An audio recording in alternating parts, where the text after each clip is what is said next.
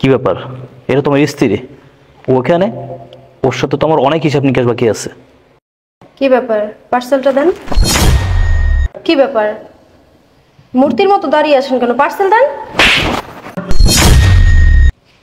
কি রে, ডেলিভারি ম্যানের বাচ্চা, তোর এত বড় স্পর্ধা, তুই আমার গালে চড় মারলি? কি রে, তোর এত বড় স্পর্ধা, তুই সামান্য একটা ডেলিভারি ম্যান হইয়া আমার বাসায় পার্সেল দিতে আইসা তুই আমার গায়ে হাত তুলস? তুললাম, তুই যতবার কথা বলবি ততবার থাপ্পড় খাবি। কি, তোর এত বড় স্পর্ধা, তুই আমাকে থাপ্পড় দিবি? দাঁড়া। এই কই তুমি? চলো এখানে আসো।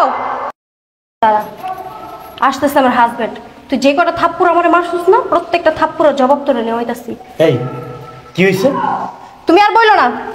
এই সামান্য ডেলিভারি ম্যানটা আসছে আমাকে পার্সেল দিতে। পার্সেল চাইছি, পার্সেল না দিয়ে ও পর পর আমার গালে দুটো থাপ্পড়